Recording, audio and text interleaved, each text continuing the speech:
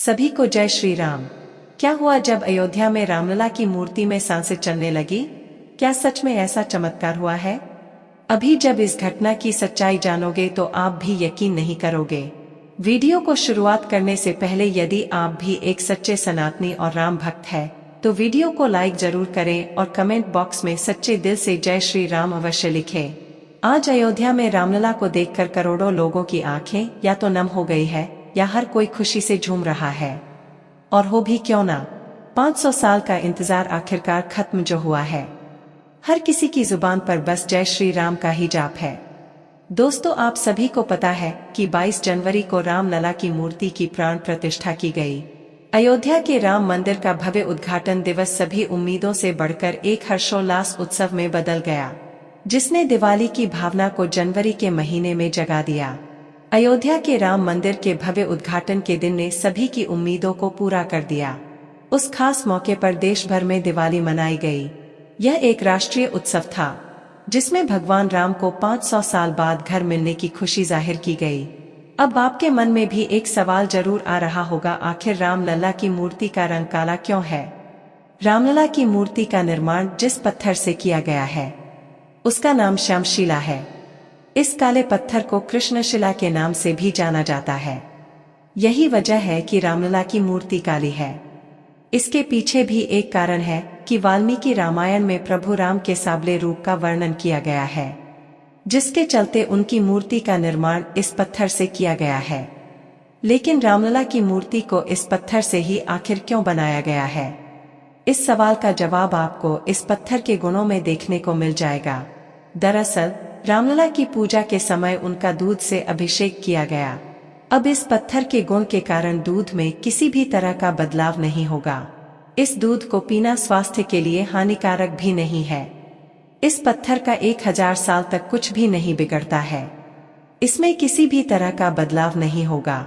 अब दोस्तों, एक ऐसे चमत्कार के बारे में हम आपको बताने जा रहे हैं जो साक्षात रामलला के गर्भगृह में हुआ बताया जा रहा है। आखिर किस तरह रामलला की मूर्ति में सांस चलने लगी? आज की वीडियो में बड़े रहस्य से पर्दा उठने वाला है। वीडियो को अंत तक देखें और इस चमत्कार को आप खुद महसूस करें कि क्या ऐसा हो सकता है। सत्येंद्र दास राम जन्मभूमि के मुख्य पुजारी हैं।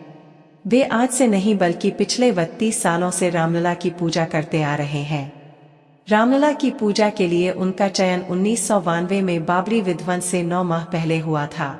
सत्येंद्र दास की उम्र अब 80 वर्ष हो चुकी है, लेकिन इसके बावजूद भी उनके स्थान पर रामलला की पूजा के लिए अन्य मुख्य पुजारी का चयन नहीं हुआ, बल्कि सत्येंद्र दास ही मुख्य पुजारी के रूप में नए मंदिर में राम जी की पूजा करेंगे। उन्होंने सन 1939 में घटित एक ऐसे चमत्कार के बारे में बताया जिसे देखने के बाद मुस्लिमों भी होश उड़ गए थे। ये घटना उस समय की है जब 23 दिसंबर 1939 में अचानक मस्जिद के अंदर रामलला की मूर्ति प्रकट हो गई। शहर का हर शख्स जल्दी से जल्दी राम जन्मभूमि की ओर जाना चाहता था। लोगों में कौतूहल था कि रामलला की जो मूर्ति रहस्यमय तरीके से विवादित मस्जिद में प्रकट हुई है वह दिखती कैसी है। तब कुछ मुस्लिम लोगों ने यह विरोध किया कि मूर्ति को रात्रि के समय कुछ हिंदुओं ने यहाँ पर गैरकानूनी तरीके से रख दिया है। तब सत्येंद्र दास भी उस आंदोलन का हिस्सा थे। उस समय वहां पर एक बहुत ही बूढ़ी महिला मौजूद थी जो हमेशा से ही रामलला को अपने बच्चे के रूप में देखती थी। जब उसने प्रकट हुई रामलला की मूर्ति को देखा तो उस बूढ़ी माँ की आंखें ममता से भर गई। उन्होंने रामलला की मूर्ति को अपने गोद में लिया और उन्हें दुलार करने लगी। उनकी आंखों में आंसू थे, मानो कई सालों बाद एक माँ अपने बच्चे से पुनः मिल गई हो। ये नजारा देखकर वहां खड़े हिंदुओं की भी आंखें नम हो गई। लेकिन कुछ विरोधी पक्ष इस पूरे दृश्य का मजाक उड़ा रहे थे, उस बूढ़ी माँ के ऊपर हंसी मजाक कर रहे थे। वहीं पर एक मुस्लिम शख्स खड़ा था जो पेशे से डॉक्टरी की पढ़ाई कर रहा था।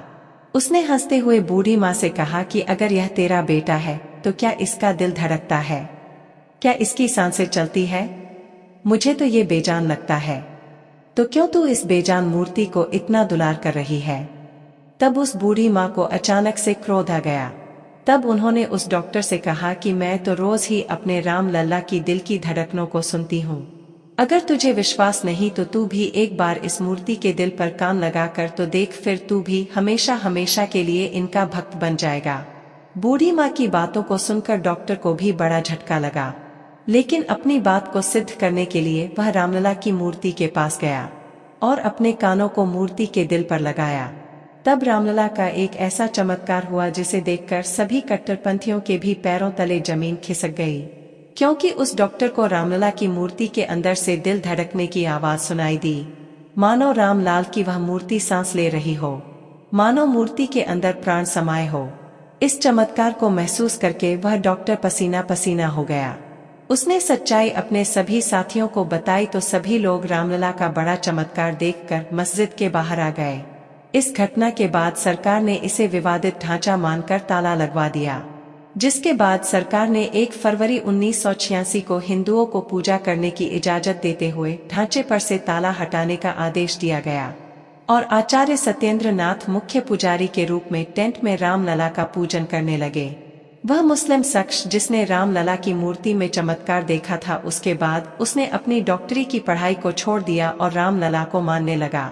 1982 में बाबरी विध्वंस के दौरान भी उसने सनातनियों का सपोर्ट किया। दोस्तों, आपको जानकर हैरानी होगी कि आज जो अयोध्या में राम मंदिर का भव्य निर्माण हुआ है, उसे बनता हुआ देखना हमारा सौभाग्य है।